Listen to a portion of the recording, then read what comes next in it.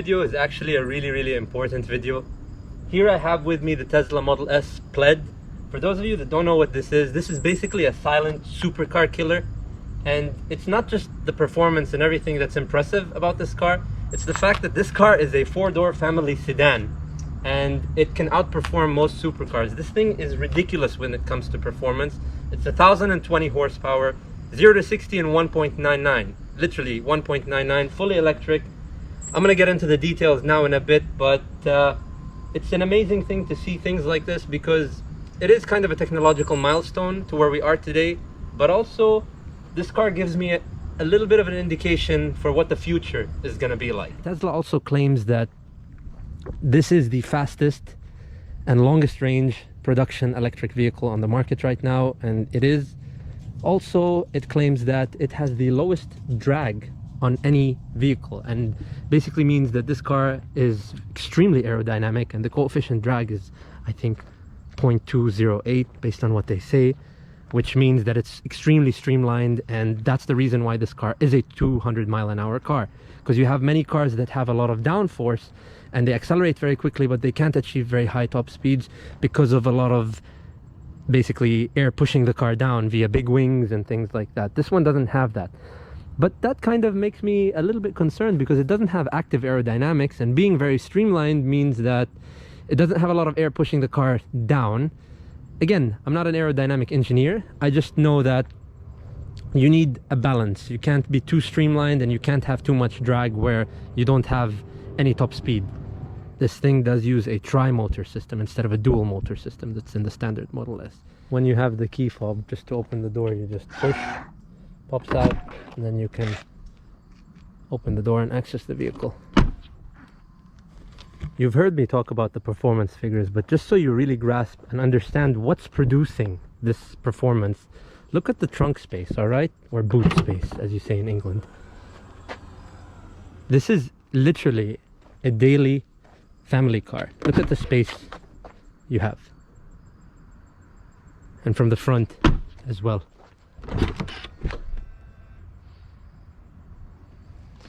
Okay. Okay, so one thing I'm going to explain with regards to the drag strip mode of this car is that in order to get the peak performance and launch control and to get that 1.99 seconds off the line, you need to let it warm up a bit because it needs to warm up the batteries and calibrate the suspension as well. Now you can engage Cheetah mode, which is the Cheetah stance where it lowers the front suspension and gets it ready to pounce, and you will get an incredibly fast 0 to 60 time. But to get that 1.99, you really have to let it warm up, and it will tell you when peak performance is ready. Then, obviously, when you do the launch sequence of you hold your foot down on the brake and then you hold your foot down on the throttle, and it will lower the car from the front. It tells you it's preparing to launch, suspension entering Cheetah stance, and then it's going to indicate again, ready to launch, Cheetah stance complete, and then you can launch it. Again, depending on the road quality and the surface quality where you are, times may vary, but in general, this thing is absolutely brutal. That acceleration feeling is such a good feeling. It's just unbelievably fast, especially for public roads. So thankfully I have private roads here. Okay, engaging launch mode now, and I let it warm up so peak performance is ready. Just making sure the GoPro will capture everything. Ready to launch, Cheetah stance complete. We are ready to go.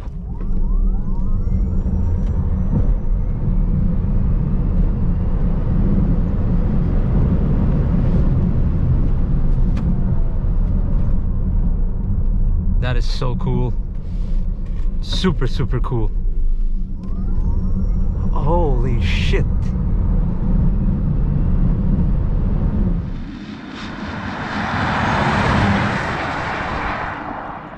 This would literally walk any supercar or hypercar that I know and I've tried. Honestly, at least acceleration wise, it's unbelievable. Seatbelt, yeah. But it's very quiet, huh? Yes.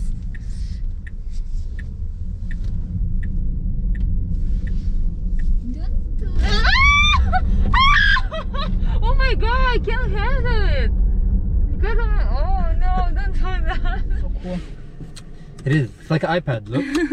You got everything and No way! Yeah, it is. Look at the steering wheel, it's so funny. It is. Oh, oh, oh, no, no, no, no, no, no. Oh, no, no, no. No, no, no, no, no, no, no. Don't do this. It's ridiculous. Don't do this. Don't do this. Okay. I'm not gonna do it. I'm not gonna do it. No, don't worry. But how did that feel? Okay. How did that feel? How did it feel? When you do it like this? No, but how did that feel? Don't do this. Oh, no. Don't worry, don't worry. But No, but it's actually not so fast, but the feeling of the acceleration. Yeah, don't do it. It's like, no! No! Why not, Mama? Mama, Oh, this is hilarious. Yeah, we're going back. I promise we're going back. Are you okay? Relax, relax, relax. Wow. Put your seatbelt on, please. It's very interesting how this works. And then it just literally just launches. Oh! Oh my god!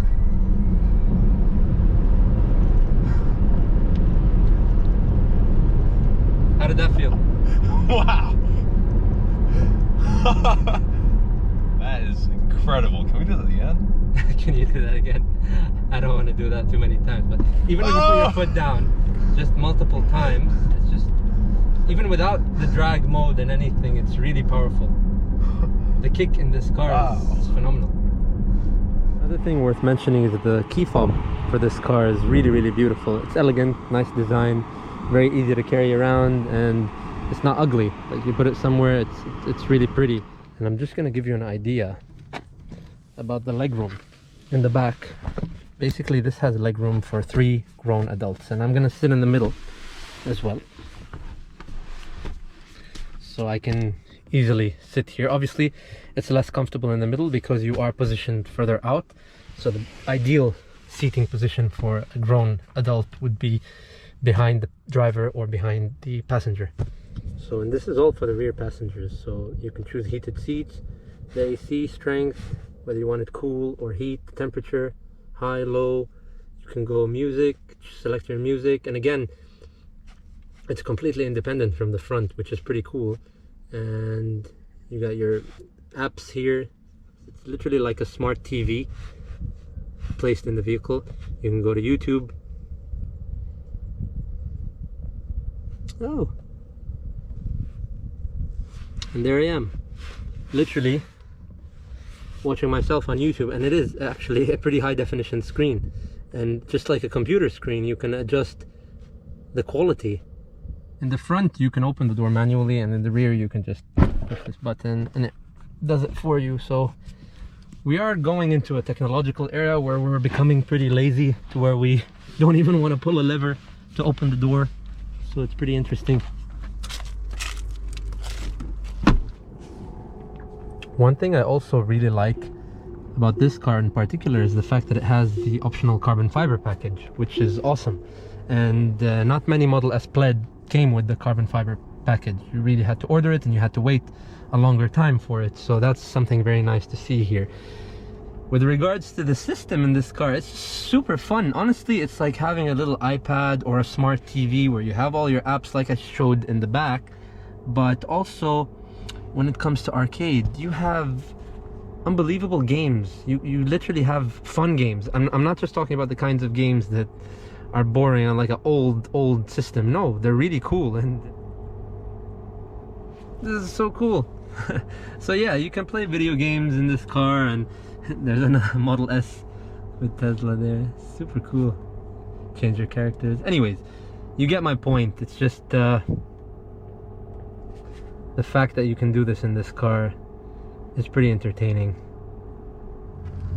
What's funny to me is that despite this being one of the fastest and most high horsepower cars that I've ever driven, it's actually the easiest car that I've ever driven. It is too simple to drive. It's like giving a child an iPhone where they pick it up so quickly. It's very technologically advanced, but it's also extremely simple to operate. And I can't emphasize that enough. I barely even use the brake on this car. There is nothing to do inside the car except operate the car via the steering wheel, and most of the driving in this electric vehicle is done via the throttle, because it has such strong engine braking that when you come off the throttle suddenly, it's almost as if you lightly dab the brake. So even when I approach traffic lights or stops and other stuff where I need to slow down, I don't need to even aggressively lift off the throttle, because while I lift off the throttle gently, it's as if I'm applying brakes. So I honestly barely use this brake system on this car, except when I drive it in plaid mode and I want to go really, really fast and I need to stop suddenly, I use the brake. But when you're just cruising around and driving this thing, I honestly barely touch the brake pedal, which is kind of tricky because that means the brakes will be cold most of the time, and then you can get excited and suddenly want to perform in the vehicle and push it or activate launch control mode, and the brakes are cold, so you kind of need to use the brakes to warm it up.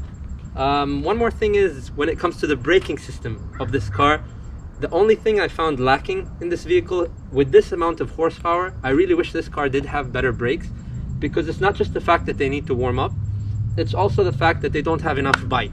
Now, being an electric vehicle, obviously operated by lithium batteries, it's intelligent and they are positioned low so that it gives it a better center of gravity and a lot less body roll, let's say, when you're cornering. However, this does mean it's still a heavy vehicle, so I still would expect it to have a bit more bite. I wish it had an option where you can go for, let's say, ceramic brakes, or not even ceramic, but a larger steel rotor diameter, because as you can see, I'm going to show you now, and I'm going to show you. Now, as you can see, the rotor on these wheels is actually pretty small. It's not too big, and this is a 6-piston caliper in the front versus a 4-piston caliper on the rear, so I'm surprised that the rotor is actually this small on a wheel like this. And granted, these are aftermarket wheels that have been put here, but they're the standard rim size. You can get these cars from factory in a 19-inch wheel and a 21-inch wheel. Surprisingly, actually not surprisingly, the range does decrease when you go for a 21-inch wheel, because this thing should be able to do 396 miles, and Tesla is very proud of that on one charge. Most of the cars that are faster than this are not in the acceleration department. They're mostly in the top end department, and it's usually over 130 miles an hour, to where a supercar would beat this thing because it would top out. But this is basically the first try of something like that from Tesla, so I'm excited to see if they ever produce a supercar that has the same level of performance, that would be lighter weight, that would be more track capable, that can be used as a track day car, because this is not that. This is not a track day car. It's really, really fast, of course, and it's been seen to have competed with things like hypercars such as the McLaren P1, even past the McLaren P1. Obviously, it was not in stock form. There were different tires, wheels, different calibrations, but it's just a testament to see where can we go from here. And it would really be nice to see Tesla in the future create a fully electric supercar, but not just a supercar, because they really need to create a hypercar at some point, because this car is a family sedan that's a supercar and a hypercar killer. So when they're working on their technology or of batteries and whatnot and advancements, would it be possible to see something from Tesla that's really a hypercar with hypercar performance, that's obviously much lighter than this, much better suspension? It would just be nice to see them create something with this level, if not more advanced level of performance, but more track capable, more focused for a car enthusiast. Because the one thing that I really don't get a strong sense of here is passion, because cars for me are not just put your foot down and go fast in a straight line and then that's it. I want to feel a reward when I'm driving the vehicle, and in this car it's doing everything for me. It's way too intelligent. I'm not shifting gears, I'm not doing anything. It's literally thinking on my behalf, doing everything on my behalf. It's a computer. It's a functional computer on the road, and it's a robot. Let's say it's literally a robot.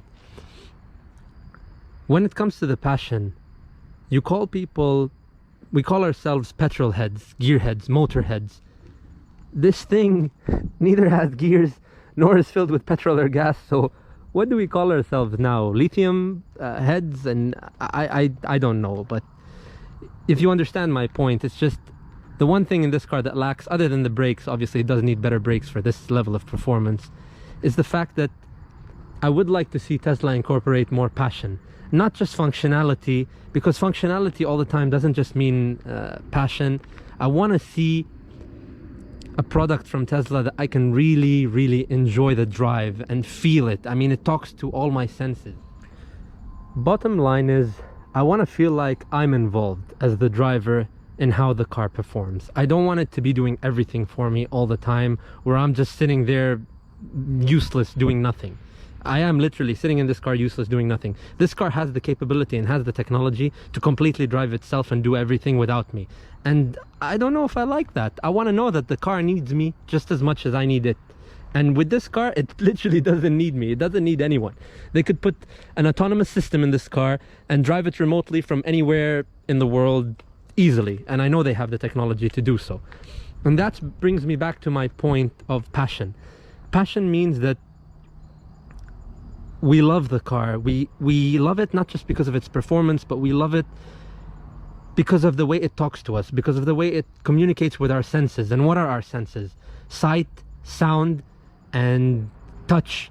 And when I touch the steering wheel from inside, when I touch the car from inside, it feels a little plasticky. It's unbelievable performance, but obviously it is basic from inside. And again, this is the first try of what it is, and it's a family car. It's not a supercar or a hypercar, even though it does have the supercar and hypercar performance. But again, it's the sound as well. There is no sound, so the sound factor is completely gone. There is no sound. You just hear a little bit of electric whining, but that's it. And the other thing is the sight. The sight of this car, obviously being a four-door sedan, it does look very pretty. I'm not gonna lie, it looks very, very pretty as a vehicle. It's just I would like to see something more aggressive, where if a child sees the car, let's say, they'll be like, wow. For example, you look at a Pagani, you look at a Lamborghini, you look at a Ferrari, you look at any really supercar, and you know it's a supercar. When you look at this car, for someone who doesn't know what the PLAID means and understand the technology behind this car, you might see this car on the road and you'll just think it's another Model S. You literally will not know. I mean, I could see a person in a tuned Honda Civic pull up next to this thing and think they can easily destroy it. Obviously they'll be in for a shock, a big shock, the shock of their life, but that's the type of vehicle this is.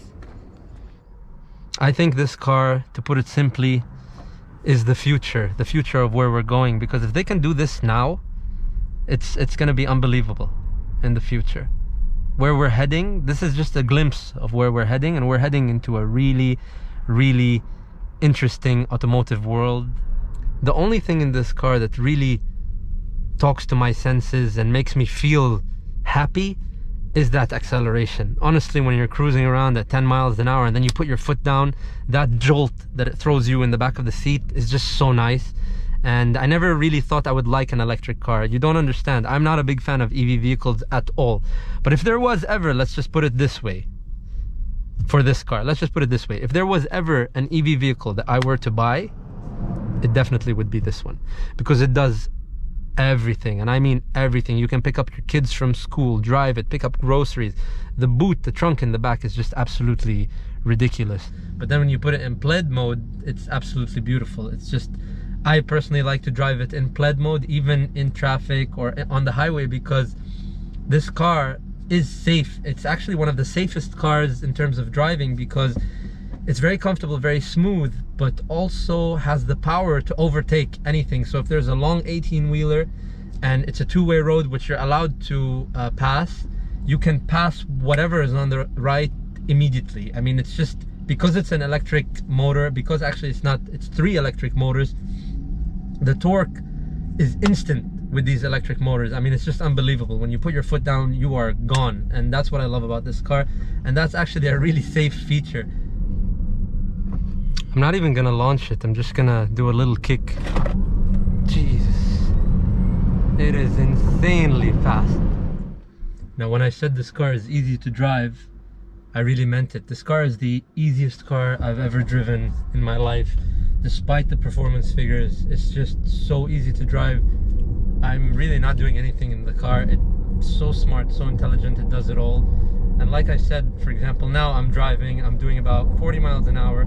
I lift my foot off the gas, I'm immediately down to 34, 30, I'm now 25. So it's got such strong engine braking to where I really, on the road, when I'm not using the PLAID mode, I don't need to aggressively dab the brake every now and then, unless you're flying and then you really need to slow down. I love how clever this car is, because not only is it aware of where you are and all that 360 field stuff, but also It tells you, for example, what color the traffic light is when you're passing it, and it's just really cool to have all the information live in front of you. It tells you even, it can read the ground if it's going left or right, incoming traffic, if they can turn left, if it's legal, not legal, if there's a double yellow, single yellow. It's pretty cool. One thing I'll say on road cars, this is kind of like an open wheel race car which has got no top, and I like it in terms of looks and everything, but when you're on the road and you've got a lot of full opposite lock, well, you never really want to fully opposite lock a steering wheel of a car, but in this case you can, I believe, in the Tesla. So I just think it's really nice to look at, but when you're in traffic and you really want to reverse and you want to make 3-point, 4-point turns, things like that, you need the top of the steering wheel. I do appreciate this vehicle a lot because it does serve a great purpose. I mean, it's quiet, it's eco-friendly, supposedly eco-friendly. I'm not going to go into the details of lithium mining because I don't have much knowledge about it. I know lithium mining is horrible for the environment. It's probably just as bad, if not worse, than using petrol-powered vehicles or gas-powered vehicles. So, but again, I'm not going to talk much about that because I don't know much about it and I'm not qualified to talk about it. I'm not an engineer or a developer of this stuff, but I do know that Tesla, specifically Tesla, is working on developing much more efficient and much more powerful batteries, and our most advanced battery right now is the lithium battery. It's much better than the original acid batteries that we're accustomed to, but they've been there for a long time. Lithium batteries are not something new, they're the best we have, but the technology that they have right now is so much better than those batteries. So I would say the things limiting this car, things limiting the advancement of EV vehicles, are the fact that we're still not super advanced in lithium technology, but that's where Tesla is shining, because Tesla is doing so much research on developing the battery, because once we've upped the bar with the batteries and the original power source, then things will start to really be very, very impressive. Not that this is not impressive, because I'm still shocked. This is the performance right now and it's unbelievable. So really, where can we go from here? I mean, what's the next step? 0 to 60 in 1 second at 1.5? It's ridiculous. When we start breaking the 2 second, no joke, I literally feel like my body's moving forward but my organs are still in the same place because of the acceleration. I can't even imagine what's going to happen in the future, but I am optimistic. I mean, I really am optimistic, especially when you have people like Elon Musk working to develop these things, working to progress, let's say, the original power source, not just the technology of the vehicle, but to actually work on developing the power source of the car. And that's really one of the most important things which we overlook, because that's what's moving everything right here. That's what's giving the screen light. That's what's operating everything. That's what's operating my GoPro right now. It's a little lithium battery. So and your iPhones and your tablets and whatever smartphones you have, it's all lithium powered batteries. So when we advance that technology, obviously it becomes smaller, it becomes lighter, it becomes more powerful, and this will help with cars like this, because this is an amazing performance vehicle, but it is a heavy vehicle, and that's mainly due to the lithium batteries. So imagine if we had something like the Tesla Model S PLAID with much more lightweight batteries. The performance would immediately become way better, because you've already increased the power to weight ratio by doing nothing, just by modifying the power source. And again, it's not just that. When we modify these batteries, it will give us longer range, so you'll have longer range time. And what's impressive about this car, and I am really impressed with it when it comes to the charge time, so you can basically get 200 miles charged on this car within 15-20 minutes. So it's very impressive.